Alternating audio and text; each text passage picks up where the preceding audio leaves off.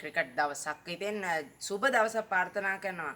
Cricket පිළිබඳව කතා කරද්දී T20 ලෝක කුසලානය ගැන මම කතා කළා. දැන් සෝදානම් වෙන්නේ එක්දින ලෝක කුසලානය පිළිබඳව කතා කරන්න. ඔව්. එක්දින ලෝක කුසලානය ගැන කතා කරද්දී අපිට මේ එක්දින ලෝක කුසලානයේ ආරම්භයට අපි යමු. 2027 එක්දින ලෝක කුසලානය පිළිබඳව බව යම් තරමකින් දැනුවත් කරන්නට සෝදානම් වෙන්නේ. ICC මේ එක්දින ලෝක කුසලානය ආරම්භ වෙන්නේ 1975 වර්ෂයේදී. ඉතින් මේක වසර 4කට සැරයක් තමයි පැවැත්වෙන්නේ.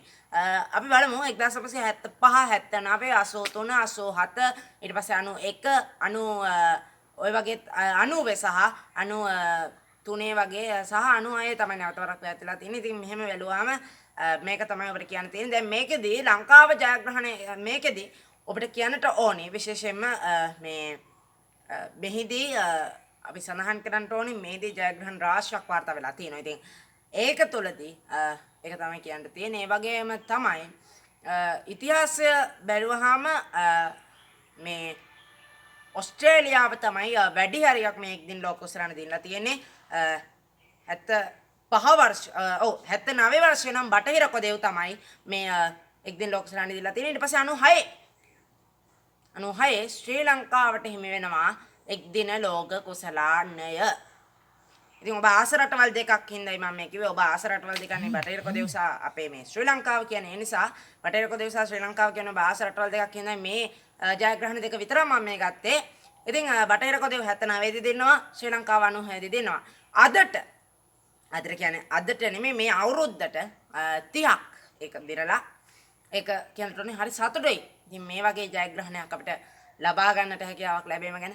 ඉතින් නැවත නම් අපිට මම හිතන්නේ වසර 30කින් විතර වසර කිහිපයකින් අනුශූරතාවයක්වත් ලබා ගන්න ඕනේ. නමුත් 2011 වර්ෂයේදී අන්තිමට අනුශූරය වුණා අපි. ඉතින් ඊට පස්සේ නම් අවසර 15ක් වුණාට පස්සේ නැවත ජයග්‍රහණයක් ලබන්න. ඉතින් අනුශූරතාවය කියන්නේ හොඳ දෙයක්. ශූරතාවය වගේම තමයි. ඒ නිසා ඉතින් එක්දින ලෝක කුසලාන එනවා 27 වර්ෂයේදී. ඉතින් බලමු. එක්දින ලෝක කුසලානයවත් අපේ ශ්‍රී ලංකාවට 2027 වර්ෂයේදී ලබා ගන්නට හැකියාව ලැබෙන්න කියලා ප්‍රාර්ථනා කරමු.